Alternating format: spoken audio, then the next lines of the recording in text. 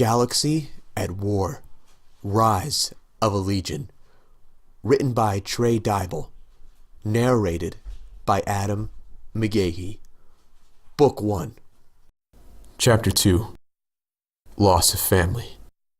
September 17th, 2111. James Stone. There was a time when war had rules. War crimes would have their justice, and the victors would determine history. No such guidelines or punishments exist anymore. Anything goes. War. Loss. Two horrors that go together like guns and ammo. Scale that up to an intergalactic setting and out pops a recipe for misery and grief. Almost a decade deep into a losing war, and there's still no end in sight. In the year that I've been a soldier, one hard fact has burned into my mind. War is chaos, and I love it for that fact. Not for the reason one might assume. I don't have a lust for blood or battle. What keeps me here are the bonds forged in the fields of war, and those same bonds keep me fighting the good fight. Because without the family I've come to know, the family that's my unit, I'd feel as lost as I did before I first strapped on my military boots. But war is not without its bills, the biggest of which is lives. Sure, seeing men and women gurgle their last breath before my eyes pulls my heart down to my stomach. But the biggest gulp of pain I've had to endure was losing a member of my family. His name was Bremco, my unit's former lieutenant and second in command. In just a few hours, we'll mourn his loss and celebrate all he gave before his passing at his illumination ceremony. The air was warm from the working crowd of people behind me, setting up benches and chairs in preparation for the ceremony. At the front of the room, I stood staring down at a table. Its only contents were a thick, worn picture book, a camera beside it, and two framed pictures at each back edge of the table. One picture was of my unit posing in front of our Star Cruiser's bar with Bremco in the middle. The other was of Bremco holding his daughter and wife in his arms. Each picture represented one of his two different families. With my hand, I flipped through the picture book. It took me to family parties and get-togethers. It took me through the harrowing tale of how Bremco conquered a hike up Mount Cervido. It told me of a timeline of when Bremco met his wife, their marriage, and the birth of their daughter. Then came the pictures of my unit, followed by still-framed tragedies of war taken during our missions. Those pictures led all the way up until a week ago, and it stopped. No more pictures. I was startled as a hand tugged at my shoulder and my best friend and fellow squad mate, Valik, appeared to my right. "I knew I'd locate you in this room," he said. Valik isn't human. He's a Milky, male with glowing red eyes, and hard red skin covered in the black formal robes he decided to wear for the ceremony. He dwarfs me in size, as all Milky do. Their species on average weigh roughly 4 times as much as humans and grow a few heads taller. They're also nearly 9 times stronger than humans and have skin durable enough to act as a suit of fine-grade armor. Their eyes are like black abysses, with center-glowing pupils that have upside-down triangular mouths, and their heads look too small for their bodies. Milky are the muscle in our armed forces. Warriors at heart, they have honorable virtues such as companionship, loyalty, and self-sacrifice as trophies. And since many traditionalist houses believe lifetime partnerships lead to powerful armies, they encourage families to fight side by side with each other. They're the only species in our alliances allowed to do this. And gazing back at the table, I forced a half-smile. Bremco loved to take pictures. Sad to see that as the photographer, he's in so few of them.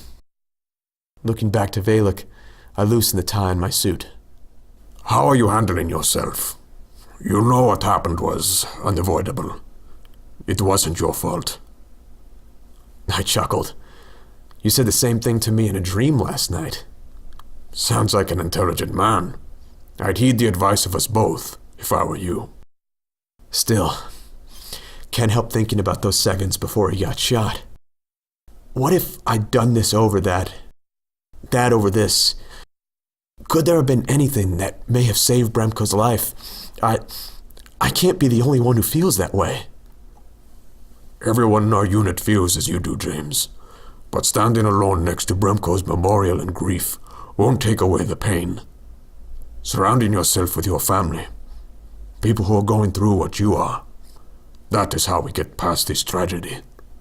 You should tell that to your Kohanila, Narissa. I'm going to take a shot in the dark and guess she's in the sparring room. In Moloch culture, a Kohanila is a partner for life, without the dishonorable option to separate. Valak tilted his head to the side. That she is. Narissa has her traditions when it comes to releasing frustration. She's independent. She always has been. I don't envy her sparring partner. According to her, you owe her a spar tomorrow, Valak teased. Great. I rolled my eyes. Just another day of getting my ass kicked up and down all over by her. Valak chuckled. I've told you probably 100 times to use your faster reflexes and speed to overcome her. Superior technique and strength. And I've told you it doesn't matter. Hitting a Malky with my knuckles is like punching concrete, and believe me, that bullshit doesn't tickle. Fists are not only tools you are given to fight with. If you keep reminding me, I'm sure I'll remember someday, I teased. He chuckled. Never lose that wit of yours. Taking a moment, he added, Would you care to join me as I search for our other squad members before the ceremony? I'd rather lay low for a bit. It's been a long, hard day. I could see sorrow and disappointment in his eyes as he nodded and left me to myself. You can always count on Valak to try and keep the unit together during hard times. The room was nearly ready as the last benches were being put into place. I left the table and found my way to one of the padded benches at the front, where I let my weight rest in the comfort of the bench and drifted to slumber. There was a hint of burning cedar in the air. That was the signal that let my mind know that I was in a dream. Strange, isn't it, that I always smell burning cedar when I dream? I wonder how many others, if any, have some way of knowing if they're dreaming. Maybe I'm all alone in this regard. Hell, it wouldn't even be the first time. For me, when I dream, it's like the dream is a movie, but I'm in each scene as a ghost who can't change the narrative. Humid air leaks through the doorway into the thrown-together rec room before me. While a windmaker cooled the room at all angles, a tarp hanging from the doorway flapped around with each breeze. I can see myself, or at least a past version of myself, sitting on a wooden chair with one foot on top of another chair, waiting in the back corner of the mostly empty room, 3 worn-down wooden tables spread far from each other, and chairs to accompany the tables like butter to bread.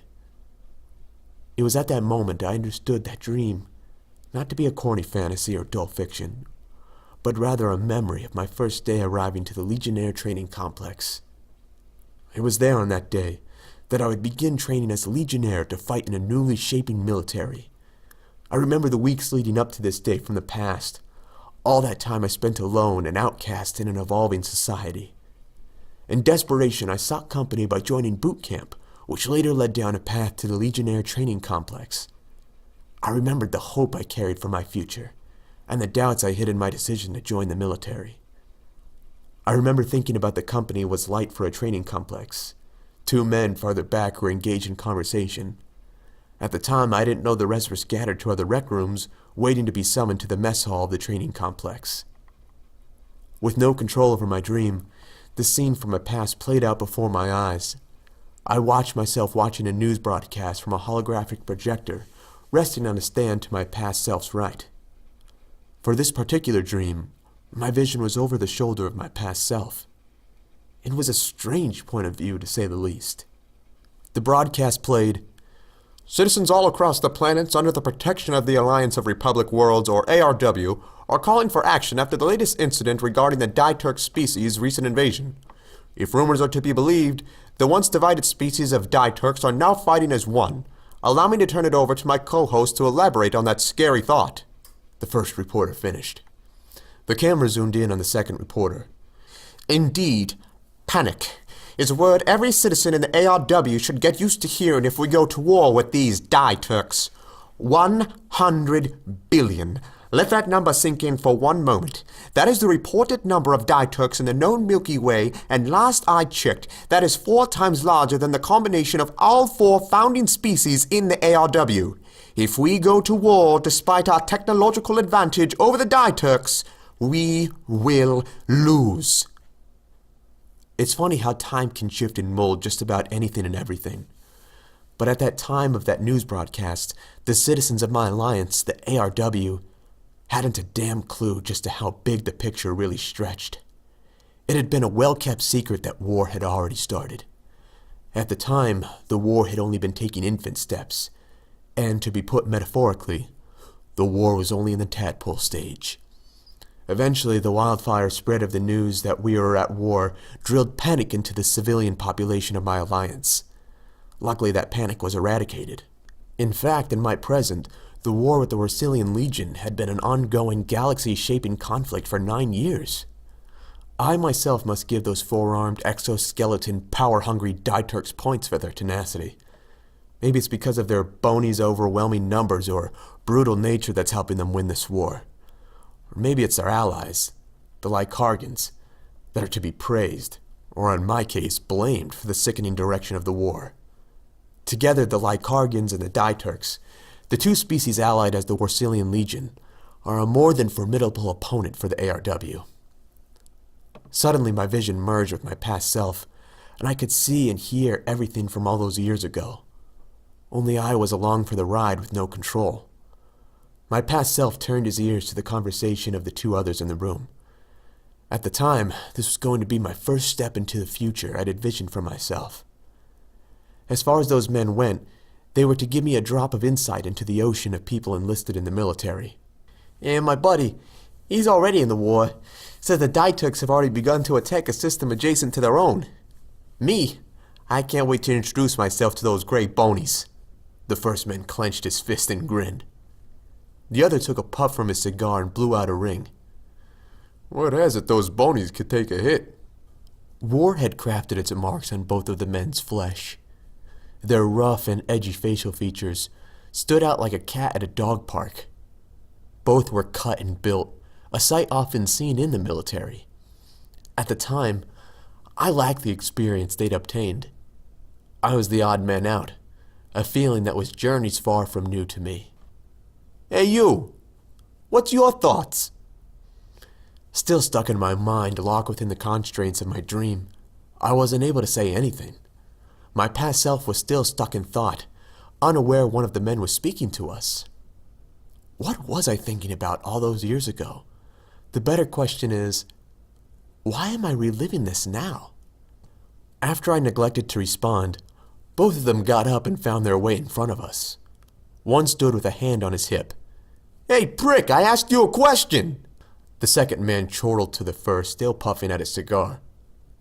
Look at this rookie. He barely looks 18. They laughed, and he focused his next question at my past self.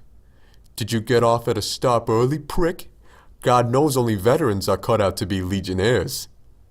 For a moment our eyes locked, and I saw interest mixed with spite. Can't remember the last time I saw a redhead. Who are you anyway? To you, no one, my past self responded. No one, huh? Why? Call me old-fashioned, but without respect from each other on the table, I don't see a reason to feed you what you want to know. He chuckled with a peppering of mockery. You've got a colorful way of saying what's on your mind, but you're right about one thing. I don't respect you. Want to know why? Do I care? No, but I'll wager you'd feel the urge to tell me anyway. That's the second thing you've been right about. And what I'm going to say would eventually be by someone else anyways, so why not myself? You're young. You don't belong here. I see in your inexperience that you'll get veterans like us killed, or worse. I could feel the same feelings I had in the past all over again. I looked from one of them to the other, fighting the urge to knock the lights out of them both. I remember thinking that action would make one hell of a bad impression. Huh, I guess we'll see whether I die of ignorance first, or if you die with that cocky-ass grin you so proudly wear on your face." The man pulled out a cigar from his mouth. Spitting the next few words, he said, "Who does this prick think he is? Maybe we—" The first man was cut off on the second by grabbing his shoulder and gesturing at me, or rather at my fist clenching the armrest of the wooden chair I sat in. Then I saw the look in their eyes. A look I used to see in the year prior to my joining boot camp. A look that projected freak from their eyes. It was then I realized why. In my grasp, the once sturdy wood had become splinters and sawdust from the force of my grip. Such isn't a normal thing to witness, and people, especially humans, were still warming up to the thought of unnatural beings in their midst. "The hell?" The man dropped his cigar to the floor, continuing to wear a mask of fear and unease. "You're one of them, aren't you? I've heard the stories of freaks like you popping up." "Aces. That's what we're called, you hickory dip," I corrected him. "Sure as hell aren't freaks." Unsettled, the first man jerked his buddy away and back to the corner of the room. "Come on, let's leave this prick to his thoughts." I ground my teeth, holding back my anger. I remember all the doubts I had about joining the military at that moment, unsure if those two men were a sample of the pot of people I'd soon call allies. I mean, not too long before this moment, I recently joined the military to get away from those looks of all the people who saw me as some damn monster. I was glad to be proven wrong by the family I'd come to know in my current timeline. I blinked, and everything had changed. The setting, the time, the people. It seems I've been taken down further this mystical dream road. Too bad it's out of my hands. I was inside the Legionnaire training complex's mess hall. The room was vast. Concrete block walls, dome ceiling, black stage at the front, and only tables and chairs to furnish the place. This complex was still partially under construction. Still trapped in this dream, I lay back in the chair, tapping my knee with alacrity while observing the room. At first glance, around a few hundred individuals sat listening as the instructor at the front of the room spoke. The audience was mixed, with all four founding species allied under the ARW. Doro, Quakes, Malkies, and humans. At the time, I was the youngest stud in a room full of individuals with battle experience and valor under their belts. Brightstone lights scattered around the room, brightened as the beam aimed at the front stage dimmed. A Doro female stepped backward and out of view. It was obvious the speech was finished, though I'd heard none of it. I guess my memory of the event was spotted and lacking in every detail. With one last look, I spotted the female Doro leaving the mess hall through a doorway. As a species, the Doro almost looked like small devils, with a charm to match. On the tops of their bald brown or red-brown scalps, they'd have what they call stumps, which resemble cut-off antlers, extending only a few centimeters out of their scalps. Stumps remind me somewhat of an axe tree trunk. Doro are also the smallest species in the ARW, at almost half the size of humans, but their arms are just as long. Their advantage lies in their agility and endurance, which surpass all other ARW species. Names. That's what makes them pop out from the crowd. Doro measures their names like a currency, and I hope to add as much weight to it before their end. To them, dragging their tribal-like names through the mud can destroy their typically large egos and pierce deeper than a blade. The lights flashed, and in that instant everybody was gone. Same room, but with every chair empty. I heard a soft whisper, then something pulled at my arm. It felt like a hand, 3 stubby fingers and a thumb gripped around my entire arm, and the texture felt like a pine come against my skin. I looked back to Valak, sitting beside me. This isn't how I remembered this memory playing out. What's going on? "James," Valak whispered, "you and I have been friends for a long time. I know you're hiding from reality." I knew now I was no longer reliving a memory yet. Everything was familiar, and that's when the thought hit me. This fiction was identical to my dream last night, and it seemed I now had control on the wheel again. It's just a dream, nothing more. I adjusted my position in the chair so I faced Valak. This isn't just a dream, James. Then what is it? This is your way of reliving your choices. The choices you think may have led to Bremco's death. You forget, I understand you more than you think. I know you're questioning. Question if you hadn't joined the boot camp, accepted the proposition to be a legionnaire, or met Captain Landis. Would Bremco still be alive? Am I wrong to wonder that? Valak placed his heavy palm on my shoulder. It wasn't your fault. Now awaken.